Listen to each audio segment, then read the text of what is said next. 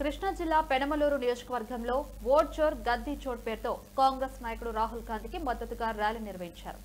తాడిగడప సెంటర్లో ఓట్ల చోరీకి నిరసనగా ఇండియా కూటమి పార్టీలు, ప్రజా సంఘాలు ఈ కార్యక్రమాన్ని చేపట్టాయి. ఈ నిరసనలో కాంగ్రెస్, కమ్యూనిస్టు నాయకులతో పాటు ప్రజా సంఘాల ప్రతినిధులు పాల్గొన్నారు. ఈ సందర్భంగా మాట్లాడిన గిడుగు రుద్రరాజు మరియు ఏఐసీసీ సభ్యుడు దనేకుల మురళి ఎన్నికల సంఘం పనితీరుపై అనుమానాలు వ్యక్తం చేశారు.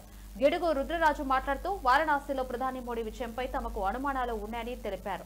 నిష్పక్షపాతంగా వ్యవహరించాల్సిన ఎన్నికల సంఘం ప్రజాస్వామ్యాన్ని కూని చేస్తూ ఉందని ఆరోపించారు. ఈ నెల 15 నుండి అక్టోబర్ 15 వరకు ఆంధ్రప్రదేశ్ రాష్ట్రంలో కాంగ్రెస్ అధ్యక్షురాలు షర్మిల ఆధ్వర్యంలో ఈ కార్యక్రమాన్ని నిర్వహిస్తున్నట్లు ఆయన పేర్కొన్నారు.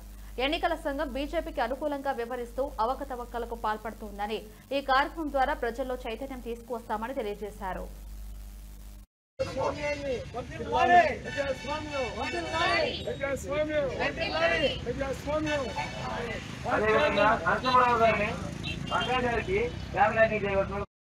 మల్లికార్జున ఖార్గే గారు లోక్సభలో ప్రతిపక్ష నాయకులు రాహుల్ గాంధీ గారి పిలుపు మేరకు దేశవ్యాప్తంగా కాంగ్రెస్ పార్టీ శ్రేణులు అన్ని గ్రామాల్లోనూ కూడా ఒక మాస్ కాంటాక్ట్ ప్రోగ్రాం నిర్వహిస్తున్నాయి.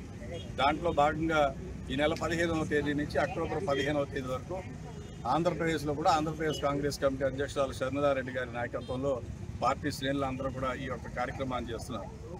ప్రజాస్వామ్యాన్ని కూని చేసే విధంగా ఈ దేశానికి స్వాతంత్రం వచ్చిన తర్వాత 1952లో ప్రప్రథమంగా సామాన్య ఎన్నికలు నిర్వహించడం జరిగింది.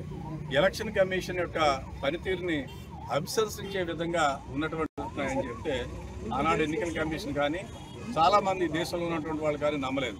అయితే కర్ణాటకలోని మహదేవపుర లోక్సభ స్థానానికి సంబంధించినటువంటి ఒక పార్లమెంటులో వారి యొక్క అసెంబ్లీ సెగ్మెంట్లో జరిగినటువంటి ఎన్నిక, అక్కడ జరిగినటువంటి అవకతవకల్ని అన్ని కూడా ఆయన చూపించారు.